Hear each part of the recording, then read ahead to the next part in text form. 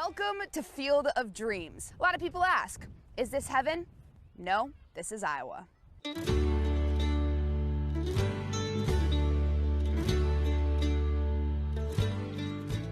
Welcome to Field of Dreams. A lot of people ask, is this heaven?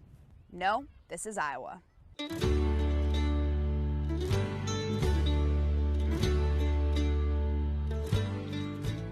Welcome to Field of Dreams. A lot of people ask, is this heaven?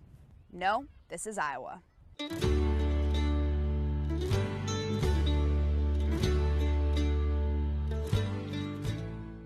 Why do you want to be Manhattan DA? I'm a lifelong Manhattanite. I've worked on justice and fairness issues for all my career and almost all of my life. So it's a continuation of my work that in many ways started as a teenager in Harlem. I had a gun pointed at me more than 5 times, 6 times in total, and 3 by the NYPD during unconstitutional stops and 3 by people who were not police officers. And I've been trying to marry justice and safety since then, and this is, I think, the most impactful way to do that. They have a beautiful greenhouse over here. Cece Rigney crosses bridges as they come. The latest took 7 decades to reach her retirement at 96 years old. You're in a small category. You might have invented it. There might be a few people out there. Until a few weeks ago, she's been America's oldest working nurse. Make sure they're doing it right.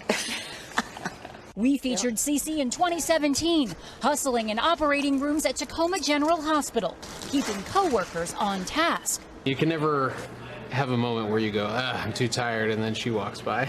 Right? A little bit of a drill sergeant almost. Who are you going to boss around now? I'll have to find somebody. Cece wasn't quite ready to hang up her scrubs. Then came COVID, a daily risk too large to take. Still, she misses the job. You have to have that compassion. You have to feel that that's what you want to do, is to take care of patients. Her formal resignation letter, difficult to deliver, even now. I have made so many, many friends over the years, and I know I will miss each and every one. It's hard. As soon as it's safe, she hopes to volunteer back in the hospital. Don't ever think you know it all, because you're constantly learning. Even at 96. Even at 96. Katie Beck, Tonight, NBC California News. is burning. The monstrous Dixie Fire, now the 2nd largest fire in California history, has torched nearly 500,000 acres. Grew up here, born here, been with fire crews, and this is not like anything I was with in the past. The historic town of Greenville, reduced to rubble in a matter of hours. I've never talked about it yet. What bothers me is my sister. My sister's home is gone, and she doesn't know what to do. As weather conditions worsen, the fire threatens more than 16,000 homes. It's one of 11 major fires burning across the state. This fire being fueled by flame-spitting winds on a runway of drought-stricken vegetation in this oppressive heat. And it's not just California. A dangerous heat wave is sweeping the nation from the Pacific Northwest to the Northeast. More than 125 million people under extreme heat alerts for the next few days. The painful reality of a climate in chaos felt from coast to coast. Steve Patterson, NBC The nation News. racing to win over the unvaccinated as COVID cases surge. Are you vaccinated? Not at the moment. But among some African Americans, fear. What's the hesitancy? We've been told so many lies so many years. Mistrust in a medical system rooted in history, like the Tuskegee study in 1932, a 40-year experiment where nearly 400 black men living with syphilis were denied treatment, public health officials wanting to see the effect of the disease untreated. As a result, more than 100 men died from syphilis or related complications.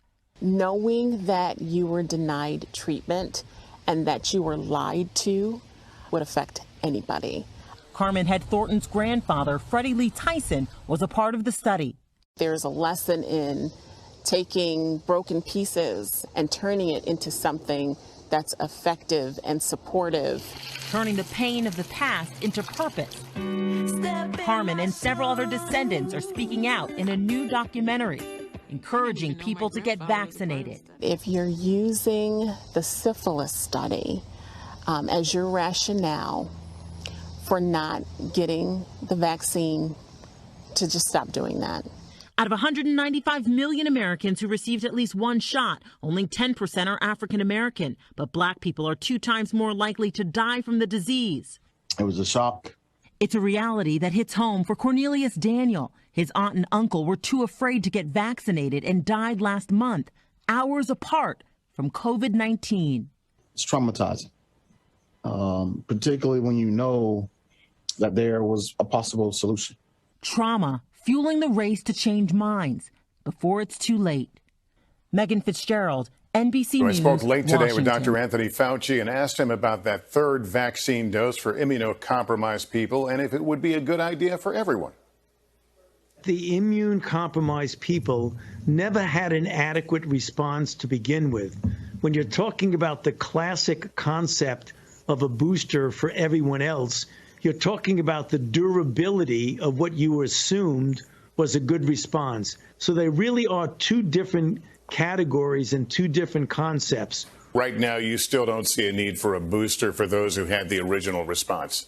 At this point right now, we are not having boosters for those individuals. But one thing people need to understand, we're following this extremely carefully. We will immediately be prepared, and we are prepared right now, to implement a booster program very quickly. I'm going to ask you to put into perspective what we're seeing right now with this explosion of new cases around the country. Doctor, if we don't get this under control in some way, do we risk the possibility of the vaccines becoming ineffective? In other words, taking us back to square one? That is a real possibility, Lester. We don't want to frighten the public, but we want to make sure they understand that we have 93 million people in this country who are eligible to be vaccinated, who are not vaccinated. If you allow the virus to freely, essentially roam through the vulnerable population and infect people, you give it ample opportunity to mutate, which means a person who's unvaccinated is not only putting themselves at risk and their family, but really are putting the community at risk. Are either history or precedent on our side in terms of how all this ends, how this virus ends? There is history and precedent on our side. If you look back at the history of devastating diseases and epidemics, smallpox, polio, measles, what was the solution to that? It was universal vaccination. If we had an attitude of people not wanting to get vaccinated, we may not have eliminated polio from our society. You've got to have people appreciate that this is a common enemy. It's the virus. We don't have a situation where we have the capability of saying, well, I don't really want to do this because I don't want anybody encroaching on my liberty. Do you think getting a shot is an act of patriotism? I think it really is. I mean, if patriotism is being concerned about your society as well as about yourself, then it certainly is. Without a doubt, the border crisis is the single largest nationwide super spreader event in the history of the U.S. But the COVID warriors in the Biden administration is pretending like none of this is happening. No crisis at all. I don't see any crisis here. Even worse, they're actually encouraging migrants to come by raising the limit on refugees, ending the very successful Trump-era stay-in-Mexico policy, reinstituting the catch-and-release program under Obama that Donald Trump stopped. Now it's not even catch and release, it's process and release.